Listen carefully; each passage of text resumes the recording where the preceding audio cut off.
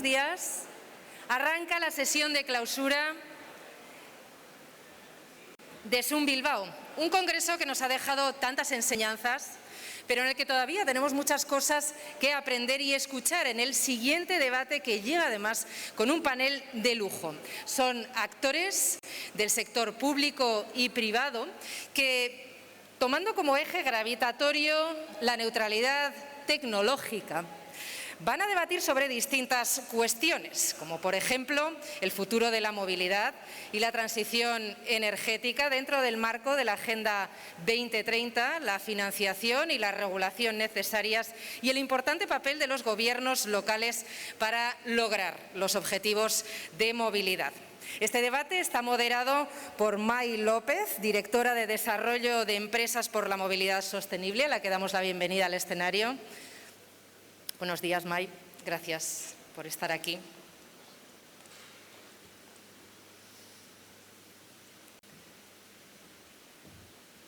Y pedimos también a las personas que intervienen en el debate que vayan subiendo según las nombramos. Gorka Urtaran, alcalde de Vitoria-Gasteiz y presidente de UDEL, la Asociación de Municipios Vascos. Ongi etorri, eskerrik asko. Gure artean izateagatik. Alfonso Gil, presidente de la Comisión de Movilidad y Transporte de la Federación Española de Municipios y Provincias. Kaixo, egunon, eguerdion, eskerrik asko, ongi etorri. Emiliano López Achurra, presidente de Petronor. Espera, un poquito, espera. Si no hay nada. Si no hay... Lujo, Ramón Valdivia, director. And also Ramón Valdivia, General Director of ASTIC, Association of International Transportation on Road. Good morning, and we thank you for taking part in this panel. Now I give you the floor. May. Well, thanks everyone for all of you who are today together with us. I'd like to thank these excellent presenters we have for the closing session. La organización. And I'd like to congratulate on the organization of the San Bilbao, because San Bilbao is really becoming a major stakeholder and being able to gather the most important stakeholders. And those of us who had the opportunity to attend yesterday, listening to His Majesty the King, telling us how we had to advance together and in a quicker way as key leverage for the climate change. This has been really a dream come true for those of us who have been working for so long for the mobility. And in this closing table, we have the honor of having stakeholders that are transforming San Bilbao in a reality.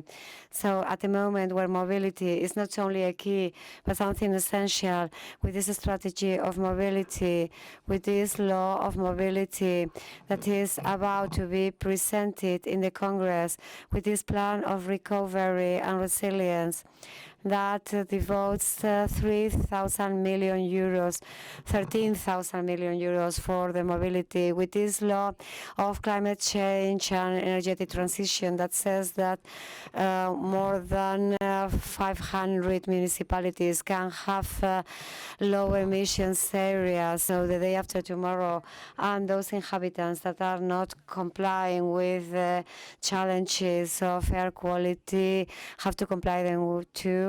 And we have got many challenges and many opportunities, and we are starting with a challenge, taking into account that Alfonso is here, who is the President of the Commission of Transport and Mobility and Safety in the Road of the Spanish Federation of Municipalities and Provinces. How are we facing this challenge of establishing these low emission areas in the municipalities? Good morning to you all.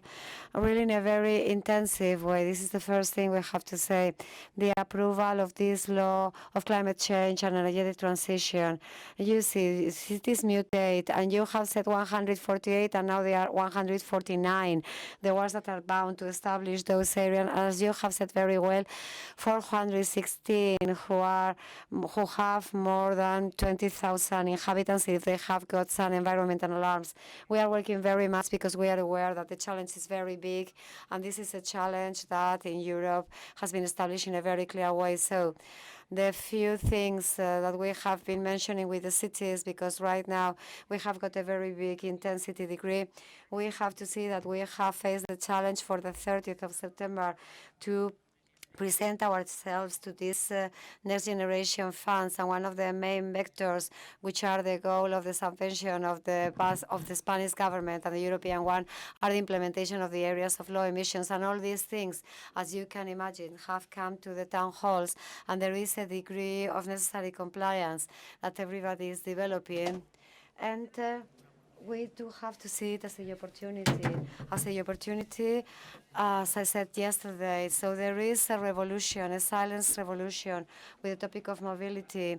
There is a change in paradigm, and it is true that the COVID has emphasized many aspects, and we have been taught how we shouldn't make things and how we shouldn't do things. And in this change of philosophy of the transit of people in the cities, persons, wares, and goods, this is taking us to a change in physiognomy of the cities. The cities, in the way we know them in 10 years' time, will change and will mute, because cities are very, very alive. Gorka knows that. Gorka lives that in first person from the public part, Emiliano from the private one. They need that the needs have changed. So if I told you that the most important problem we can have in the short term aren't the movement of people, but the circulation of wares and goods, I'm talking about a real problem, about a real thing. If I'm telling you that there are cities in Europe that have multiplied per 400 times or 500 times the urban distribution of wares and goods. When I was 17, 16, when we were asking a deliverer to bring us something, it was a TV, it was a fridge. Nowadays, kids are asking for a ball pen.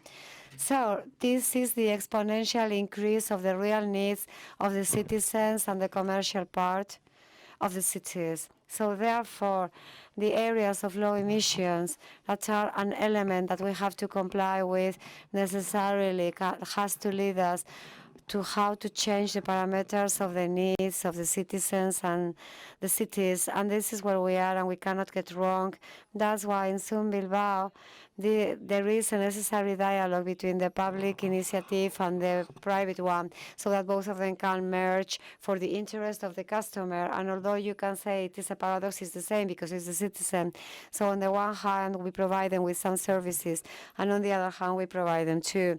So it's very important that all of us can mix those interests, can lay them on a table, and can make transitions that are not leading to the collapse of the system, neither in the public nor the private part.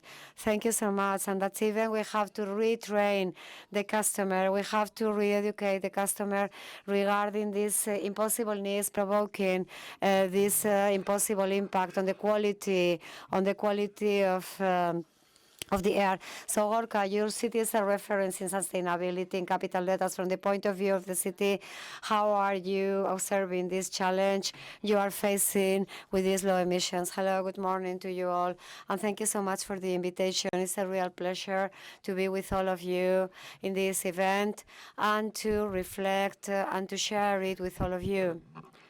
So really, we are very excited and are really very thrilled to challenge this. And I think it's very important to highlight the role of the cities in the 21st century, not only because there is a bigger concentration of population, because a bigger consumption of energy is generating more emissions of CO2, but also the problems of the global world are emerging and solutions are given. So I think that the role of the city is key in order to contribute with solutions to the planet for the challenges we are facing in the future, and especially vast municipalities, and more especially in Europa, in Vitoria-Gasteiz, we want to be the European avant-garde in order to contribute with solutions for our cities in the 21st century. And one of them is the one of mobility and how we can do cities that are much healthier and much more sustainable, a much more sustainable environment. So these areas of low emissions are seen by me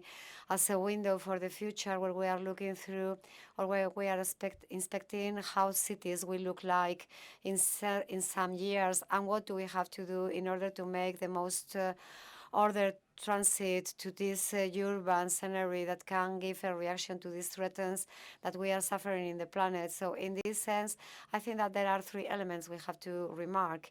One of them is to bet on mobility that must be healthy, first of all. And when I'm talking about healthy, this is active. So cities must get shaped to at a human scale in a compact one with a mixed use, so that we understand that most of the trips that can take place must be done on foot, in bicycle, in an active way and in a healthy way in order to make a trip. The second aspect to be highlighted is sustainability.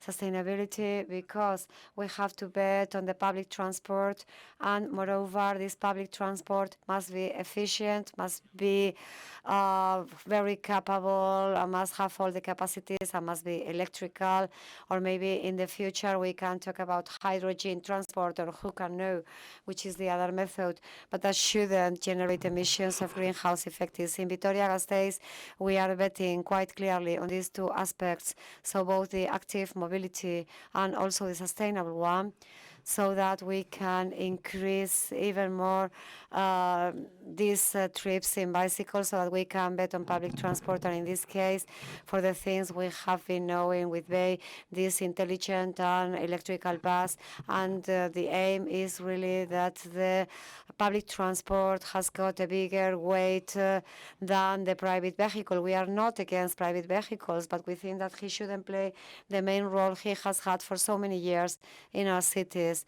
In fact, in our cities, 70% of the public space is devoted to the vehicle, and this is not balanced if we want to be a city appropriate for the future, and we have to make this transition betting on the sustainable transport. And the last thing is that it must be safe. It must be safe for all the neighbors, and so that both a boy or a girl who is 80 years old and an 80-year-old person can make a trip along the city without any risk. And in this case, we are really fostering the super Apple model that is generating some outer tracks to the sum of many urban blocks. So we are talking about 50 kilometers per hour, some of them 30 kilometers, but within these super apples, the maximum speed is 20 kilometers. So the public space is not conceived as a space to transit to another place, but to be there, to stay there, so that people are not just pedestrians, but we can be considered as citizens, and where the public space is not only used to move in a safer way or in a safe way from one point to another, but to be in it, to enjoy it, to share it with other neighbors, and to make it in a safe way. So really, I finish with these areas of low emissions. I think that apart from being a compulsory aspect in this call of the European funds that all of us have presented in the 30th of September, I think this is the window for the future that is telling us what mobility will look like in the next years, and that it has been accompanied by this aspect of being active, being healthy, being safe, and being sustainable. And we should start enhancing active as well as healthy, which is something that nowadays we already understand it. We are really aware of this, so it should be another driver to move forward. I think it is an honor to be the moderator for this panel, because we have very high-level presenters. These are people that I admire, and I will start with Emiliano. First of all, we have to thank you, because this conference exists thanks to the support of Petronor during this Zoom, which is now consolidated as a reference event. We have spoken about this energy transition that is being given to us by Europe. Europe is setting the path for this, is guiding us, and so which challenges are you seeing from Petronor? Well, good morning. Well, this is an adventure. We started with Alfonso, with his will and his effort. So I'll go back to the beginning, to the primitive things, because there is some confusion regarding energy. There's some brain confusion about this, and we're forgetting the basic rules, which is adding, subtracting, multiplying, and dividing, and we don't need any logarithms. So simple. What's energy? Energy is technology, industrialization of this technology, service, and regulations. And since the world exists, technology has been associated to technology and the process of industrialization.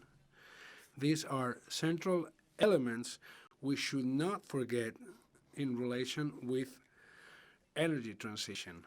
We should not do this because sometimes energy transition sometimes is taken by mistake as energy elements, as if they were a financial product, and it is not. It's a technology product and an industrial product. Secondly, energy is related with geopolitics. Geopolitics is not a James Bond movie. It's about power. If you control raw materials and their routes, and if you are a technology leader, then you control energy. And based on this, energy transition in Europe has these two weak points: the control of raw materials, and the other weak point is the fragmentation of the technology capacities and the lack of ability to create an industrial fabric at European level. In the case of Spain, the situation is even worse because we don't understand what's our position in the European chain of value. Then again, I think of that elections debate where Clinton won over Bush, and he said, "Don't be stupid, this is not about politics, this is about economy." Well, this is about geopolitics, and this is about power. So in Europe, we have many challenges. First one is to understand energy transition in its real time. And I give you two examples. All European capillarity in terms of sustainable mobility, in terms of railroad infrastructures and energy infrastructures, was a decision by a European Council of 1992. In 1995, President Delors, he declared how important it was the sustainability of industrial and human development in Europe, cohesion and sustainability from 92 to 95. Now we are in 2021 in a worse situation. So the transition means being able to measure and to manage specific policies. Third pillar. The third pillar is the climate change. What's climate change? Well, we still don't know how to put limits to the CO2 emission, how to put borders. So when we discuss CO2 emissions, we must discuss it at global level. And this is a key question. Now we are 7 billion people in the world. By 2030, it will be 9 billion. Well, this population, all these people, they want to live like us. So there are no resources, no capacities, and no developments that will allow for that. So from trying to extrapolate what we see here to the global situation is something we have to do. And I say this because discussing energy transition without contemplating the European strength in terms of control of raw materials, technology leadership compared to other geopolitical and geoeconomic positions is being naive, is being stupid. So what's the criterion? The criterion is to reinforce the concept of energy industry and the concept of technology neutrality. There is not a clear technology guidance. For example, the electrification of China. Well, this is true. It's happening. Why don't we speak of the huge volume they are investing for setting up nuclear plants, or the huge volume of resources for capturing gas that's raising the prices in order to build combined cycle centrals? How about their investments in hydrogen, which are also high volume? How about the high use of coal-based power centrals? So the serious approach here is energy neutrality and energy mix. And in Europe in 2010, Germany, due to some circumstances, he chose to do something against ourselves, which is eliminating nuclear plants. In 2010, Mr. Putin made an ironic and cynical comment in a forum that we all know that takes place in Switzerland. Europeans, meaning the Germans, they have rejected nuclear plants, so they're forgetting about gas. How will they heat up their houses? With wood? Burning wood? Now, what's happening now in Spain?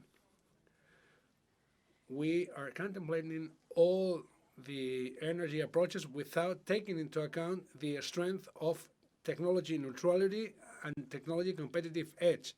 Also, we are forgetting Algeria, and Algeria is a situation of international cooperation. The cooperation with Algeria regarding gas is totally strategic for Spain, and also the ability to procure gas is essential.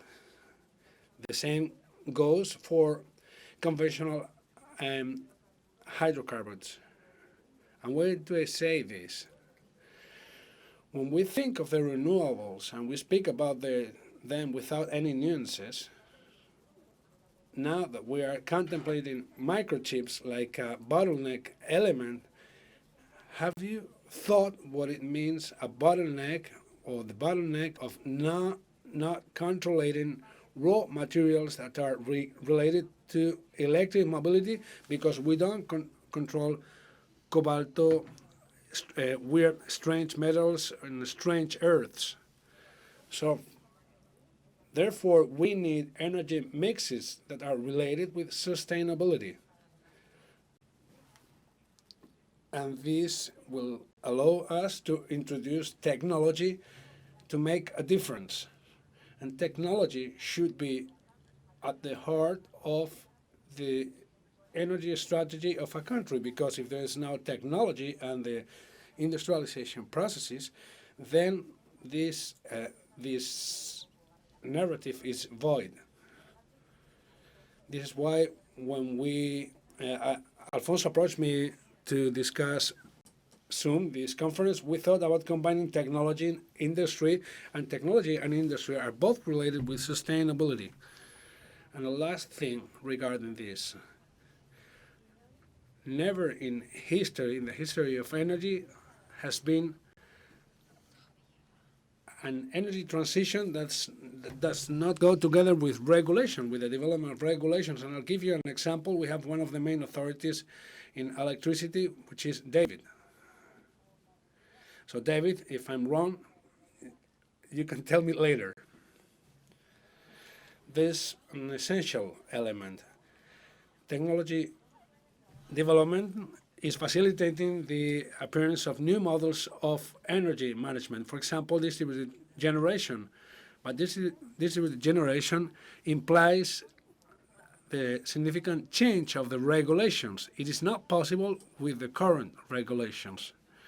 Secondly, it requires to change the law of the land and also the technical codes for building, for construction. So we should all work together, because if we go alone, we won't move forward. So I say technology and industry are an element not for dreaming, but for surviving. The Chinese have understood this, the Germans have understood this, and all the driving countries in the European Union have understood this, so we should understand it as well. Just to emphasize this business with the business school, we carried out a study on sustainability and COVID, and we realized sometimes we confuse sustainability and environment, and this is a mistake.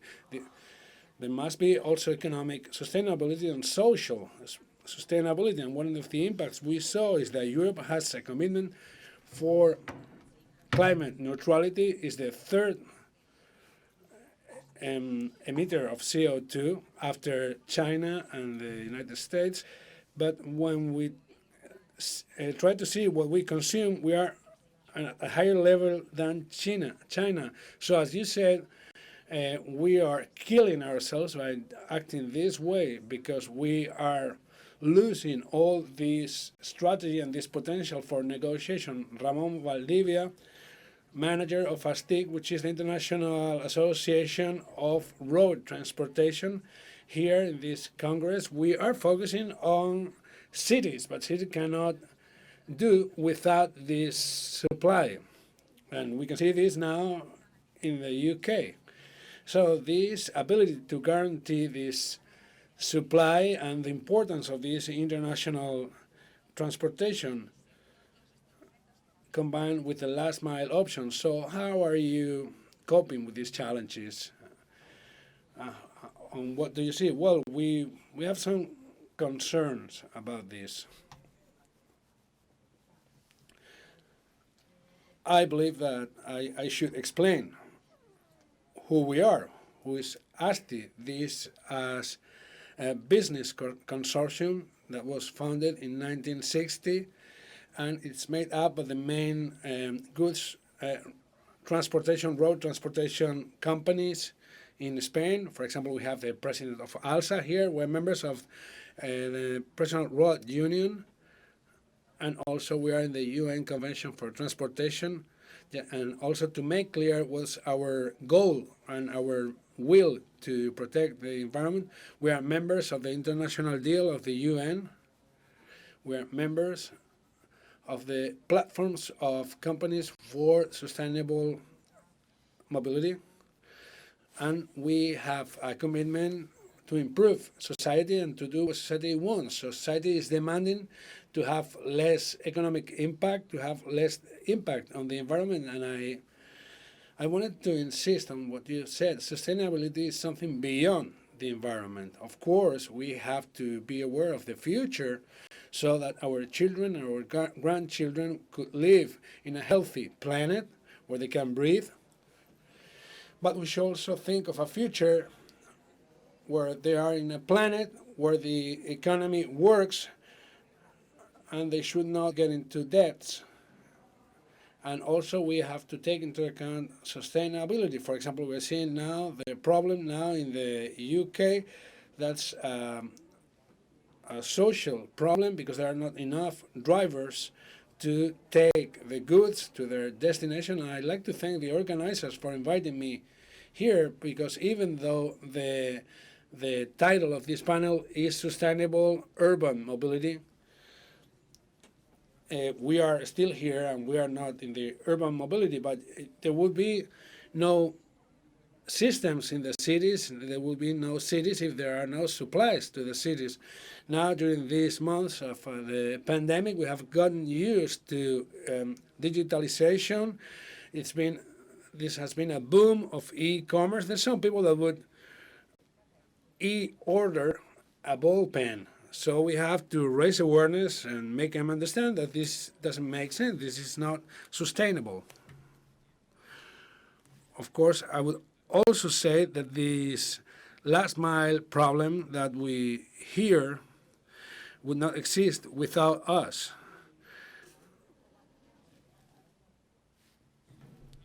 So this is related also with the economic activity in Spain over the last years, especially starting in 28.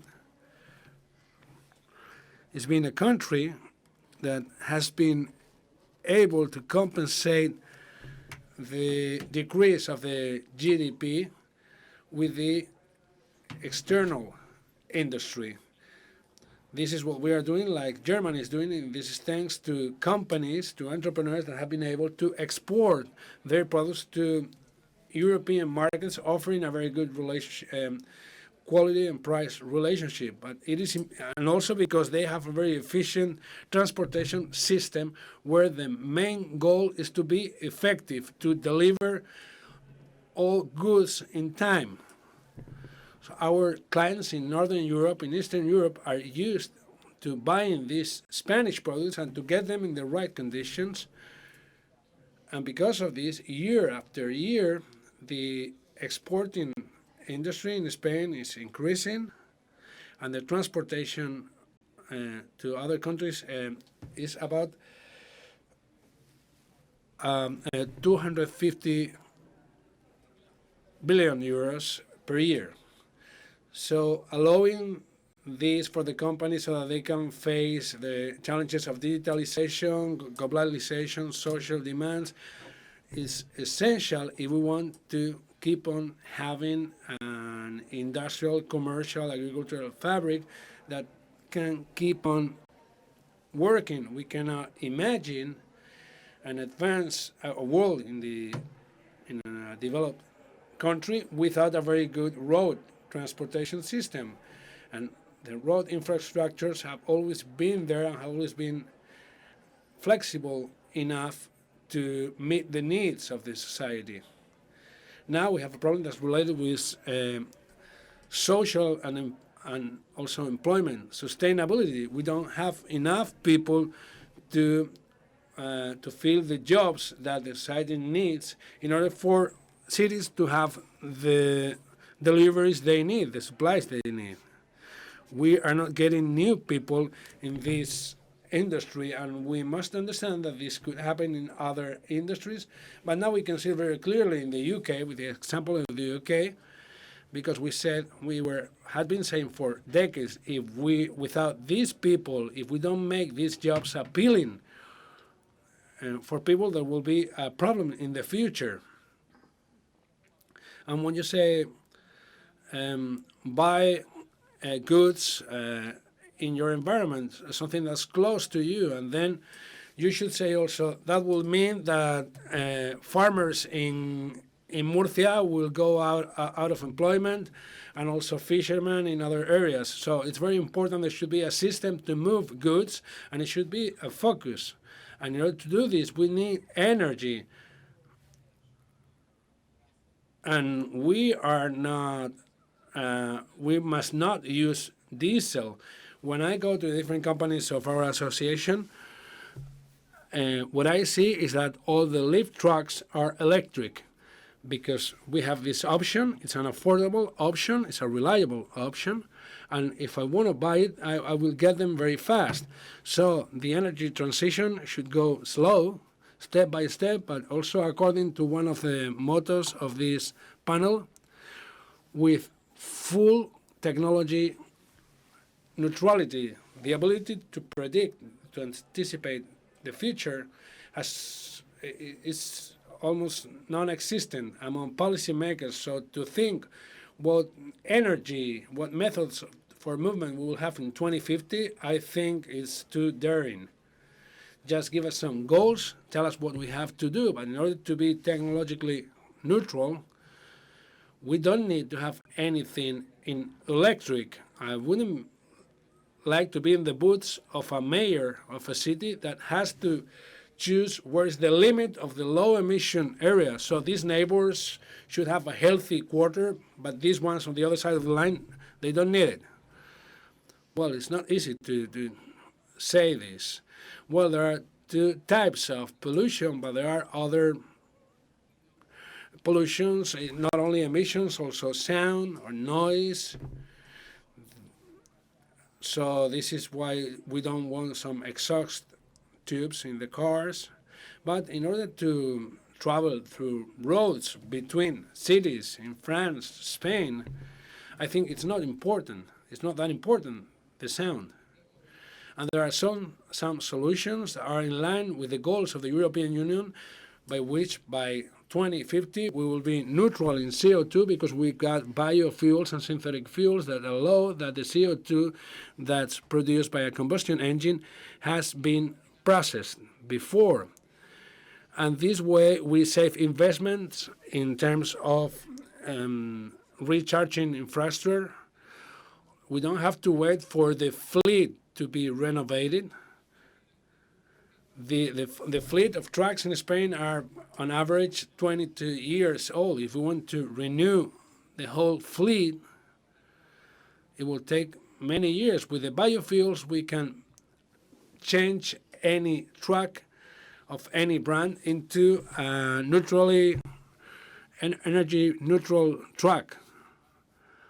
And we will be using a network that already exists, which is the network of automotive workshops, so that we can fulfill our missions, that we can serve the supermarkets, that we can be always effective. We have a know-how of tens of thousands of people, thousands of companies, that they have built this know-how regarding combustion engine, and we wouldn't lose anything. If we have a truck that is broken in Lyon, maybe the closer, if it's a battery, an electric truck, we don't have a workshop there. It might be in Paris, the workshop that we need. So it is important this transition should be done with all the elements that we need, and also understanding what we give and the cost of it. The statistics that we have in Europe, we also produce CO2 because we buy things in countries that produce CO2. But the heavy-duty trucks in Spain are responsible for less than 6% of the CO2 that's produced in Europe. This is the cost, our cost. Just think of what we deliver. The ability to create cities, big cities with supplies of goods that's always reliable. The ability for people to see other cities physically, not through a screen. And at the beginning we said that digitalization, our ability to be there without being there, to send messages one way and round, but when someone in Germany is eating strawberries from Andalusia, the only way is to take them there with a truck. ¿No? Para que It is important really to measure in order to know where we are. So from this report we have published this week from the business schools, 15% of all the emissions of CO2, not the ones of transport, of the total of CO2 that are generated in Spain are derived from tourism. So obviously we have also to have a tourism which is not playing a main role, but just 0.4 at the European level of this truck fleet, only 0.4 are electrical, and if we are talking about Spain, we are talking just about 0.04. So just in the first semester of this year, we have reached the record in the first 6 months, because 9 have been sold. So we have to be aware, what are we asking, who are we asking something for in the context we live, and what are we having at stake, because it's not the same to ask this to a citizen that has got a collective and healthy alternative that asking this to a lorry driver who might not have all these alternatives available and might not be cheap for them. So I'm continuing with this demand of Ramon. Alfonso, I come back to you. So these cities and the group that Ramon is presenting is connecting one city with another, and when you have to connect these cities, or when you have to go through these cities, authorities. In some cases, it is fundamental to enable them to know whether they can have access with which kind of vehicle, which is the timetable, when will they be able to operate. Not only this transport that is essential so that all of us can have the quality of life we have, but also for the citizens. So are you doing something from the Spanish Federation and provinces? Yes. Yeah, there are some answers that I would like to give, a reply I would like to give to things I've heard because they have been very interesting. I'm going to mirror myself in front of a mirror and I'm going to be politically incorrect. We cannot do anything and we cannot do it in any way. So there is a policy of context and we have to analyze it in a sufficient way in order not to make the system collapse.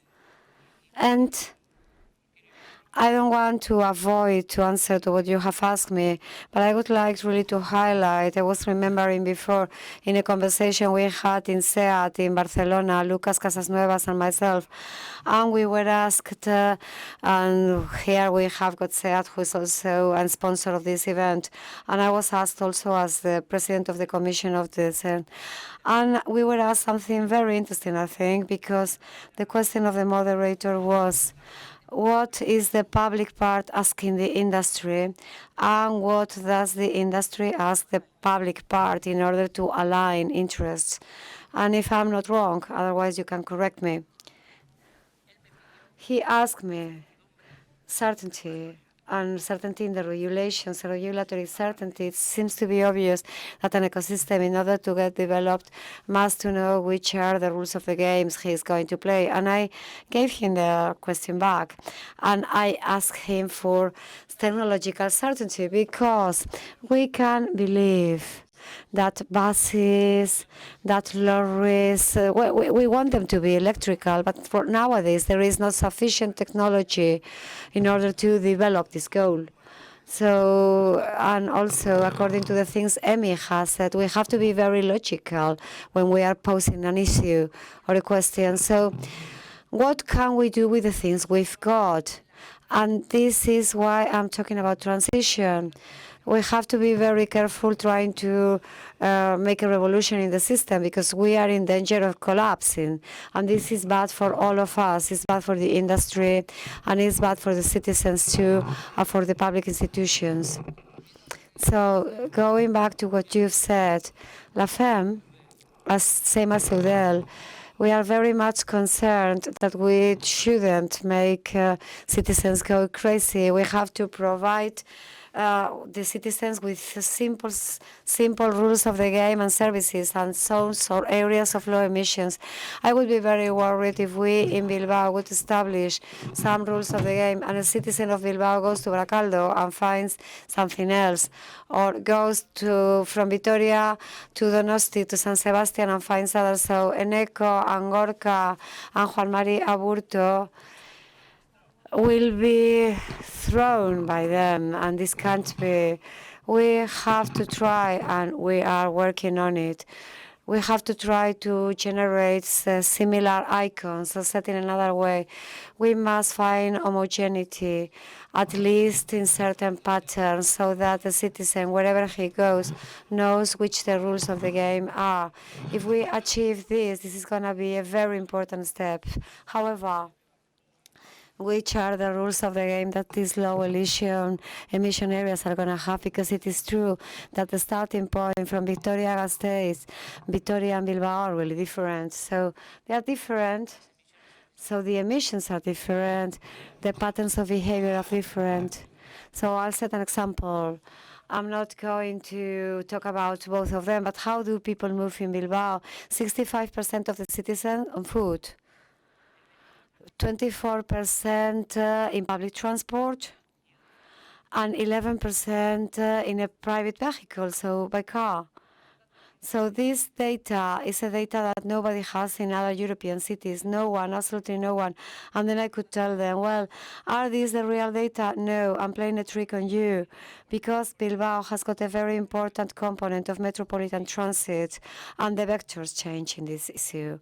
So that's why it's important that the solution can never go through the center of our body, but we have to go beyond, because we, the people from Bilbao, we live very much on the attractive traffic, and this is a phenomenon which is not from Bilbao.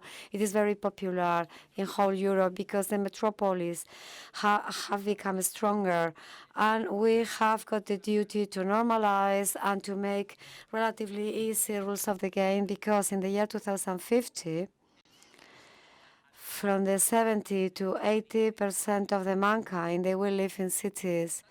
Therefore, we'll have to make this with the perspective we have got. So we have to make a perspective exercise to find the right solutions. And that's why I've been talking about it with many mayors of Spain. It is true that the public and private cooperation in the Basque Country is something that is in our DNA, so we are not afraid of it. The private initiative has got this capacity of developing very quick strategies, something that the public administration, you know that it is a kind of elephant, that whenever they are stepping, they have a big step, but they move in a very slow way. So when I was sitting with Emiliano López Achurra and we were talking about let's work on a future with certainty, both at the technological and normative level, regulatory level, we said we have to gather everyone to talk about the real solution in front of real problems. It is true that we are Latin and we love to make philosophy, but we have to take this to the reality field. And I'm afraid that this post-COVID time has really shown that the citizens have discovered a city they didn't know. People really appreciate a dustbin that is in the right place, a street which is in the right condition, a parking place that is something very appreciated in the city. And I'm going to finish saying something very important. I see this 30. This is one of the things we have done in Bilbao in order not to make citizens go crazy. 30, 20, 50, so 30. And this is not against the vehicles. This is not against the cars. Here and outside from Bilbao, we have gone crazy. The world of the vehicle is the second active contributor in Spain, and of course in the Basque Country, where we have got a very powerful automobile industry and we want to keep it. So what do we want to? Obviously, our cars must be different. Our capacity of promoting mobility must be different too. I was talking to Lucas before. So one citizen nowadays,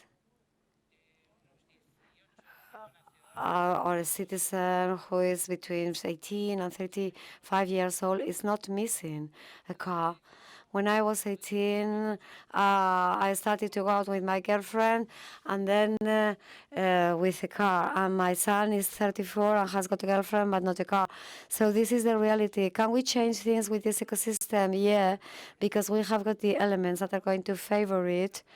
And let's make the most of these opportunities, because in this post-COVID stage have been more remarkable, so that in the associations of municipalities such as Eudel, MFSN and so on, when the people leave their home, the transit is not a problem, doesn't become a problem, and the other way around. We have to give it the opportunity. That's why I'm vindicating, as Gorka has said, that they stood that in Vitoria-Gasteiz, mobility is really healthy. I'm not going to talk about the councillor, he's a friend of mine, but there was a health councillor and I told him, I will give you the bill of the money you are going to save for those citizens who are not going to the healthcare center, because if we do our homework well, our citizens are going to live much, much better, because then if we obviously eliminate the noise, they are not going to have these heart anomalies and fumes and so on and accidents. So this has made that in Bilbao we don't have serious accidents. There is a typology of accidents that have increased, the ones that are minor accidents, so the problem is for the car really. but the seriousness shouldn't be for the person who's driving. Thank you so much. So to protect the vulnerable person and to keep the message that sometimes excellent things are an enemy of the good ones. So if we have good solutions, we can adopt them. Gorka, from the point of view of the citizen, of the ordinary citizen, how are they adopting these changes and how are you going to manage this management of change? Well, this really we have to reflect on it because there is not a single answer. For instance, Vitoria is a green European capital. There are only 12 in Europe, and most of them are in Scandinavia. Until Lisbon Meridional. started, we were the most southern Europe in this category of green and sustainable cities. We are a global green city. We are acknowledged, I think, at an international level, European and worldwide, because of the work we've done.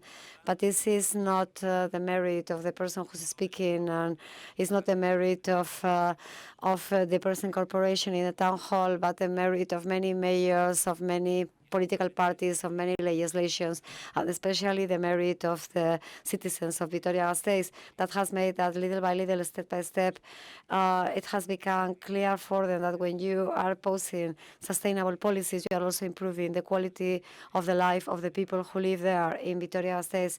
Therefore, a sustainable city is not built overnight and is not done by just one mayor. It's the fruit of the work of many, many mayors in the case of Vitoria, from different political parties to many corporations, and especially the citizens who are betting on it.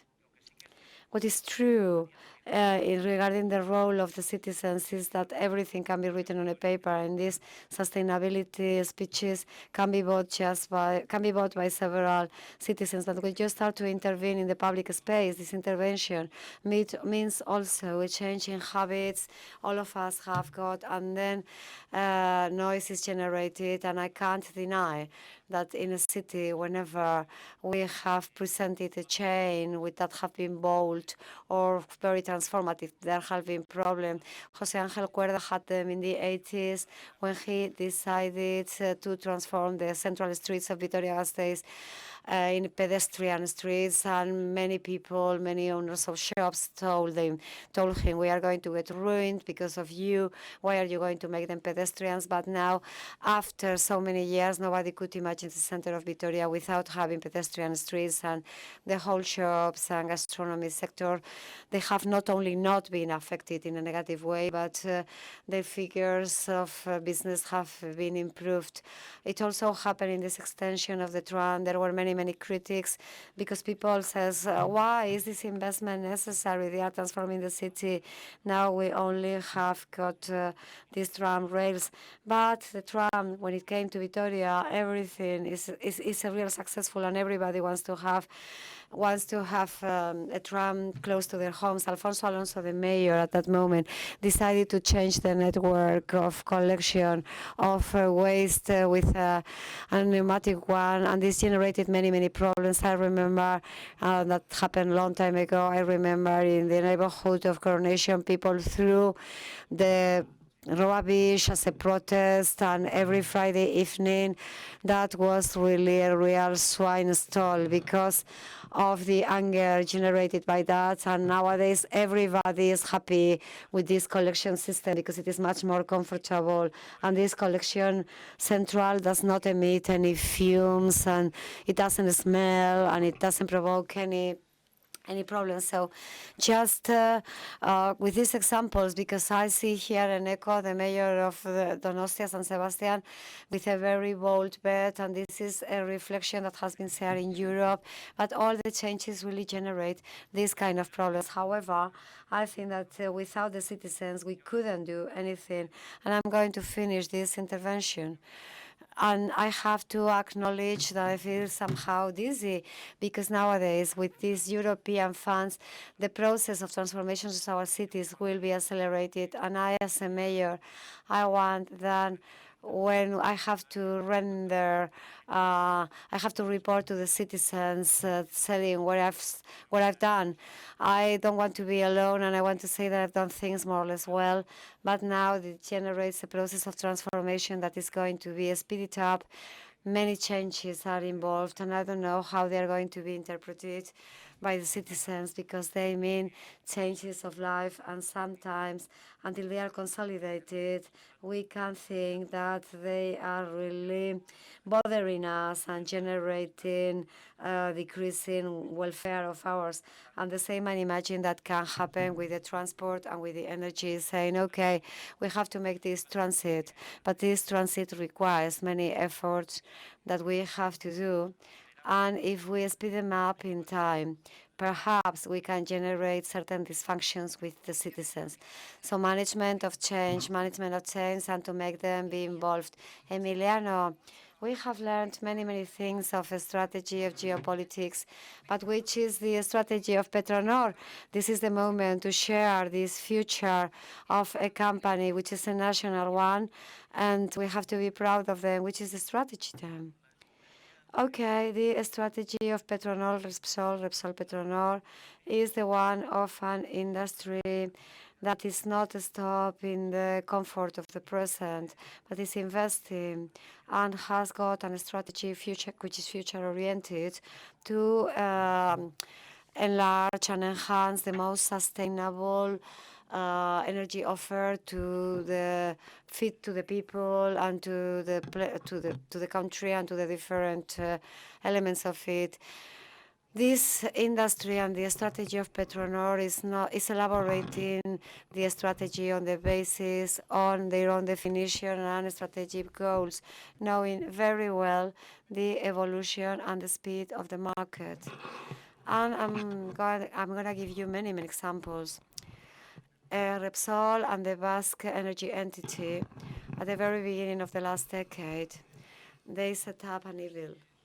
And this is the company for the electrical recharge, but not from the point of view of the electrical consumption of batteries, but with this intelligent management with a new modality, knowing that at that moment the topic of the electrical vehicle and the recharge in the year 2011 was a kind of crazy thing, just for people who had vision. And Repsol did it, and they did accompanied by the Basque by the entity, because they considered that the Basque country had a technological and industrial ecosystem that was interesting. And after that, what has been the translation of all these things? It has been translated. And I set an example. And they appeared in this mass media of ABB, and they said that ABB had enabled a recharge quick point. And EVIL has got two installations from the year 2018 in Opidane, Unogalbieta. They have also set one of these ultra quick recharging points made with technology from the Basque country with no exceptions.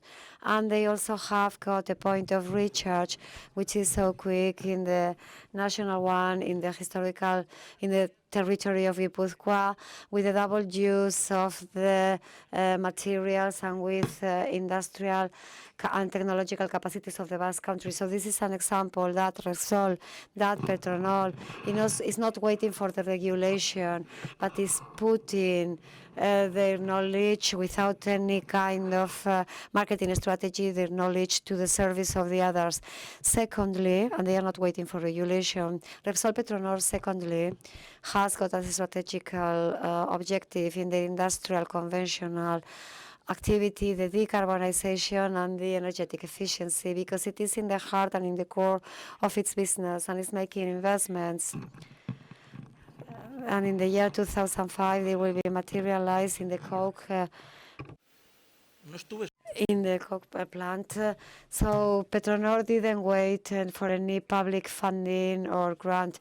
They invested 1,200 million euros from the year 2005 to the year 2008. So this coke plant is still working, and as we weren't satisfied with that, we started the decarbonization process as a consequence of the commitment of decarbonization that was shown by Repsol with this objective of the year 2050 with no emissions, knowing even, and I said that a very long time ago, and also the president of Repsol we said, well, who can know which will be the support of mobility in the year 2050? Because in the year 96, did anybody know which was going to be the use of this? No one. So we are not going to be able to know whether we are making a transmutation or whether we are going to do a regulation, the necessary regulation through the drones. How can I know? But we are investing on it. Third, the speed of this decarbonization makes also that we are working in a very serious way. And in the year 2022, 2024, we are going to set a good example because we already have got all the basis of engineering and the whole project of development in this synthetic fuel. So the synthetic fuel is in the heart of the activity of Petronor Repsol. And not being satisfied with that, we are also in the hydrogen. Hydrogen, not the blue one. Well, especially in the green one. And we have also talked about the investment, and it has been started to be executed so that the plant of 2.5 megawatts in the own premises of Petronor can be opened in the next year, can be inaugurated next year, and can supply us with green hydrogen. What does this mean? That we are not making investment projects which are technological or industrialization process based on subvention. For hydrogen and also synthetic fuels to start very fast in March 2020. At that point, we would not even think there would be industrial transformation or recovery funds. They did not exist. But there was an ongoing project led by Pepe Duque at Petronor and Tomás Malango of Tesla. So Petronor is not doing things starting from subventions, because the industrial activity should not be triggered by a subvention. It should be triggered by the evolution of the market. Therefore, public and private partnership is very important in order to do real things, tangible things, to make all or to leverage all the benefit of the investments, because if not, it doesn't make sense. And now we are discussing also technology developments in our supports. Here we have an example that we'll be testing this year, which is the hydrogen train with Talgo. Also, we are contemplating fuel batteries. We know there is a problem, but we want to anticipate this evolution. So this is the strategy of Repsol Petronor. And I'd like to say something. Sometimes we are told that we are a dirty industry, a polluting industry. I think this is a lie, based on one reason.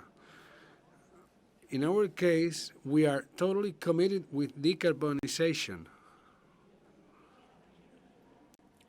Nobody, no other industry has the same commitment in terms of will and in terms of investments. We have specific investments that don't depend on funds, on aid funds, and that also have an intention, which is what we call here the Basque corridor of hydrogen. So articulate the chain value of technology centers, the chain value of SMEs.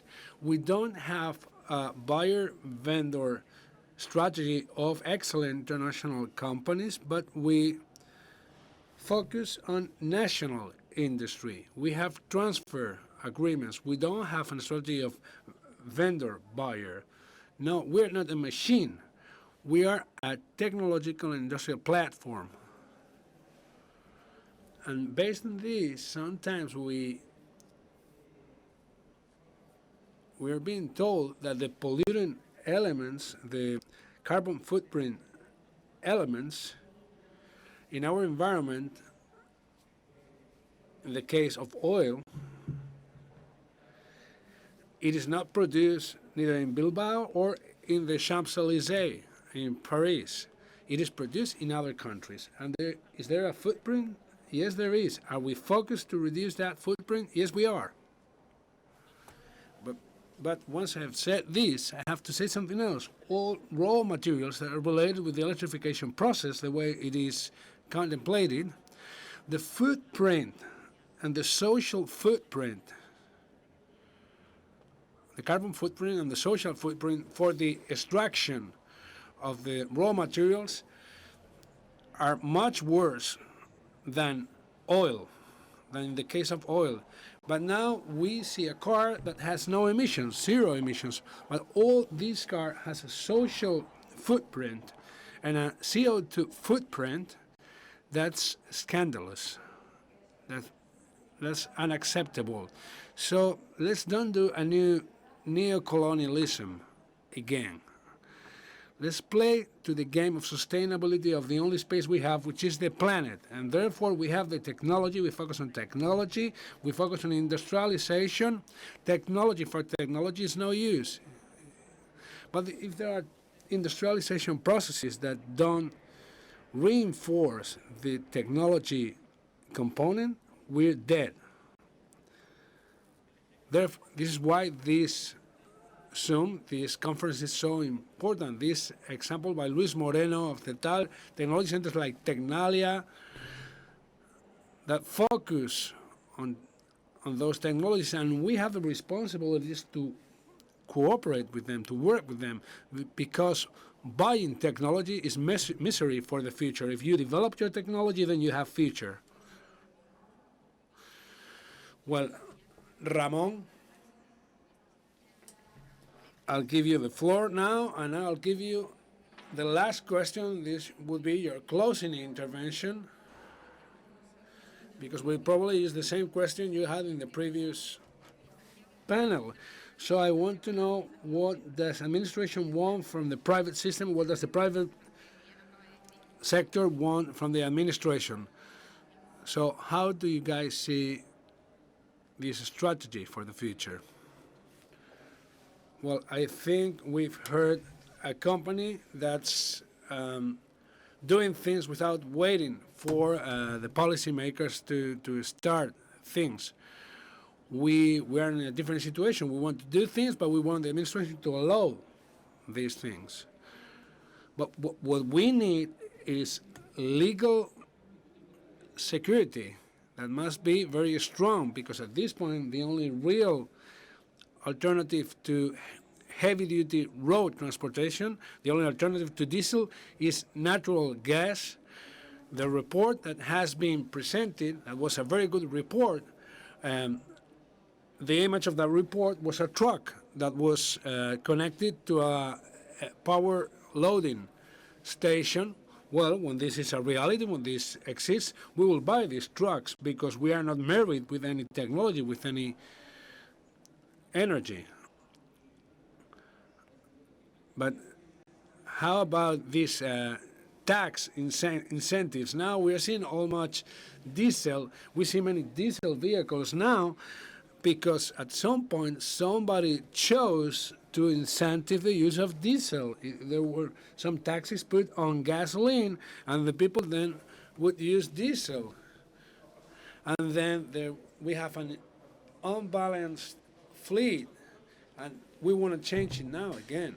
So we have to be careful about this legal security. I like the idea of having here the Spanish Federation of Municipalities and Provinces, so that we all know that if we buy something that's been manufactured in San Sebastián de los Reyes, it could be used in Vigo. So it's the same thing at European level. The interconnection of the cities where we live, or where the 70 or 80% of Europeans live, this interconnection must be done on roads, on railroads, on aircrafts. So, depending how we choose, I think we should not be directed. Maybe we have a Steve Jobs in biotechnology. We might find a bacteria that is able to eat more CO2 compared to the forests. But we will be there. We will try to help to contribute to this transition, but with legal security. In this report, according to this report, program MOVS 3 leaves excludes from these aids those who buy heavy-duty transportation vehicles. And then there's no solution for that. Nobody has transformed this, and this could change tomorrow. And we don't know it. And maybe the gas that was very good some years ago, according to policymakers, because it was natural gas, and natural is a term that sounds good. And I have examples of people that have fleets of trucks based on gas, and now they are afraid, they are concerned what will happen. So what we demand, we just say, relax, tell us some goals, and at the same time we accept that the vision of a political leader, like turning the center of a city into a pedestrian area, sometimes it's not does not have a positive welcome, it's not popular, but then it works very well and people like it. So we're seeing many examples. Europe is a leader in this area, but we have to make things right. And now to close, because we have to be done by 55.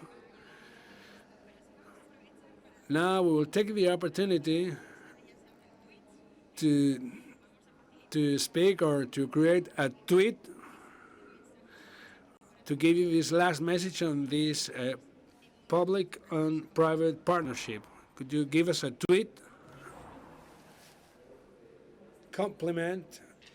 They have to be complementary. They don't have to be rivals, because they will take us to a fiasco, to a failure. So if the public part and the private part, we all want the same thing, so we must complement each other.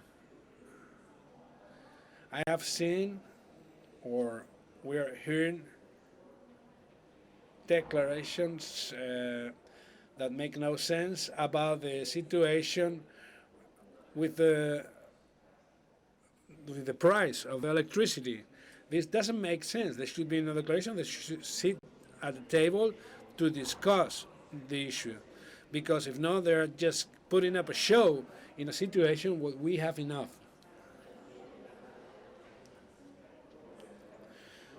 Gorka. Well, I think it's clear. In Vitoria is the capital city of Euskadi, of the Basque Country, and we could think it is a city that is based on services, but it's actually based on industrial activity. And our future, the future of Vitoria, is related with industry. We have to support this automotive industry in Vitoria during this transition. So this difference between the public sector and the private sector doesn't make sense. We all have the same agenda. We share the same agenda, the public sector and the private sector. So we have to complement each other. So this is like a big play with many actors. We have the administration, businesses, the third sector, and the cities are the stage, are the scenario where this play will be staged. So the municipalities of the Basque Country, and especially Vitoria-Gasteiz, want to be leading European cities in the process of making urban scenarios suitable for coping with this transition by working together the private and the public sector. Now, Emiliano, how about this tweet? Well, I'll try. Technology and the industry are the only guarantee for sustainability. And stability and public and private partnerships are the support for that. Ramon, very short tweet. I will ask both the administration and the private businesses and the public opinion that they would understand that some things that they believe are a religion are not a religion. I just want to say one sentence of a book by Antonio Escotado. He said the revolutions at the beginning of the 20th century started by demanding the end of the selfishness, and eventually they created hells. So let's not be carried away by some trends that sound very good, but we should have a more pragmatic view to understand what we are delivering and what's the cost and what should do it. I think that the civil society should do it with the right orientation and guidance by the public administration, as they represent the will of all citizens. Well, I have understood that you are not very good with Twitter, so cooperating, complementing, sustainability, economical, environmental, and social sustainability. That will be the tweet. Thank you very much. Well, I think we're keeping to the schedule. I don't know if we have any more time for questions. Well, no, we don't. So I'd like to thank you again for being here today, and we close this closing session.